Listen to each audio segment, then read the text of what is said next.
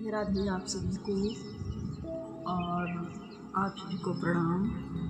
और मैं आपको बालकांड रामायण का अगला भाग सुनाने जा रहे हैं, धनुष यज्ञ। तो गाइज, मिथिला नरेश के वहाँ से विदा हो जाने पर ऋषि विश्वामित्र और राम लक्ष्मण को लेकर यज्ञ मंडप में गए। यज्ञ मंडप को अत्यंत सुरुचि के साथ सजाया गया था। उस भव्य मंडप को देखकर लगता था मानो वहाँ देवराज इंद्र का दरबार हो।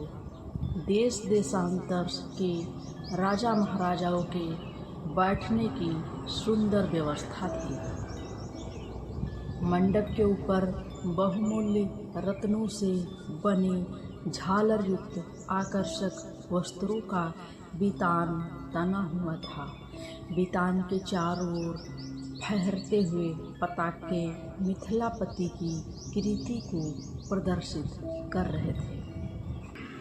बीच बीच में रत्न जटित स्तंभ बनाए गए थे।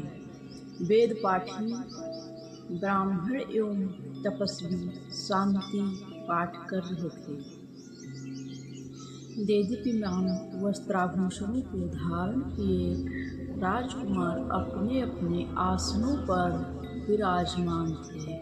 ऐसा लग रहा था मानो सैकड़ों इंद्र अपने वैभव और सौंदर्य का प्रदर्शन करने के लिए महाराजा जनक की यज्ञ भूमि में एकत्रित हुए हों।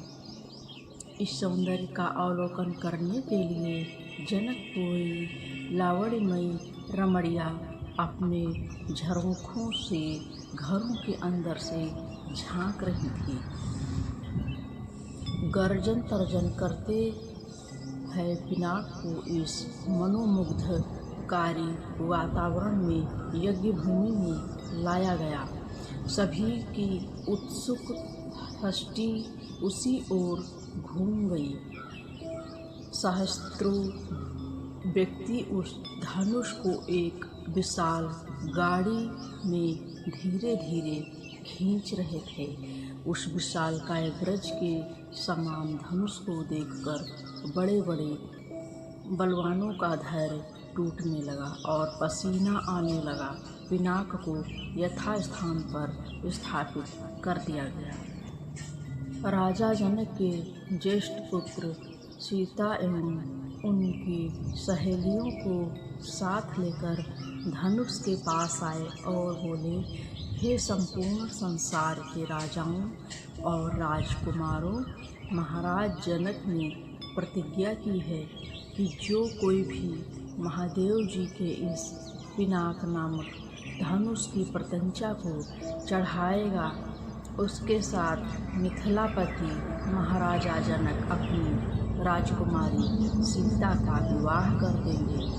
राजा जनक की इस प्रतिज्ञा को सुनकर राजा और राजकुमार बारी बारी से उस धनुष पर प्रत्यंचा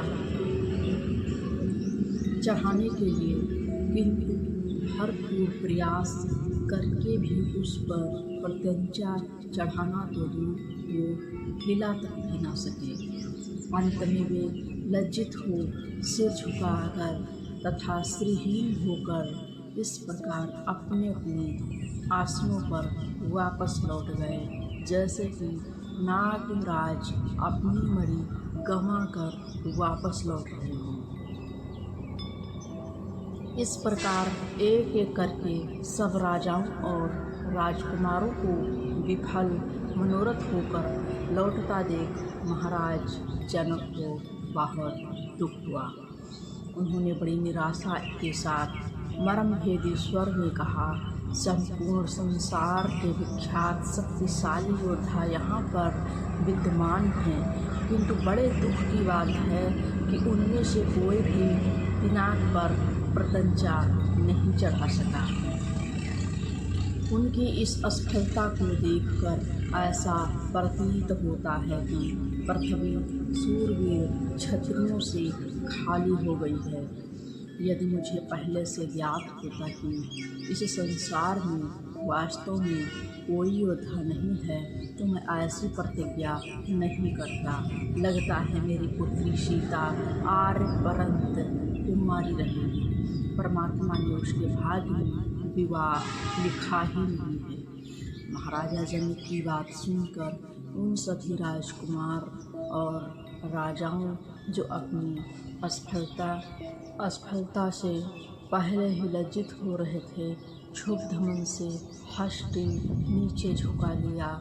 राजा जनक के द्वारा की गई इस भर्त्सना का उनके पास कोई उत्तर नहीं था, परंतु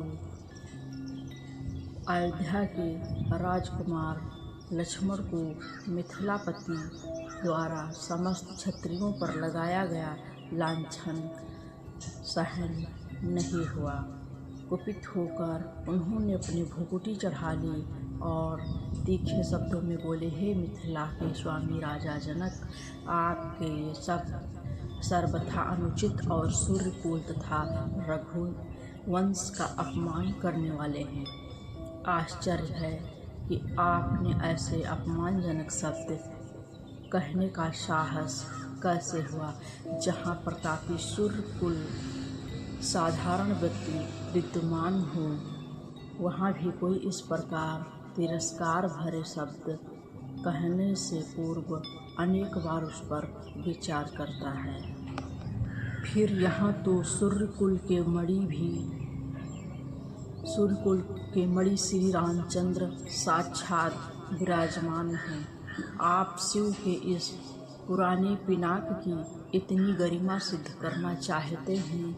मैं बिना किसी अभिमान के कह सकता हूँ कि पुराने धनुष की तो बात ही क्या है। यदि मैं चाहूँ तो अपनी भुजाओं के बल से इस धनुष स्वामी महादेव सहित संपूर्ण सुमेरु पर्वत को हिला कर रख दूँ। इस विशाल पृथ्वी को अभी इसी समय रसातल में पहुँचा दूँ। ऐसा कहते हुए लक्ष्मण के नेत्र क्रोध से लाल हो गए। उनकी भुजाएं फड़कने लगी और उनका संपूर्ण शरीर क्रोध की ज्वाला के कारण थर-थर कांपने लगा। गाइस, ये रहा धनुष यज्ञ और बालकांड रामायण में अगला भाग सुनने के लिए आप बने रहिए। जय श्री राम।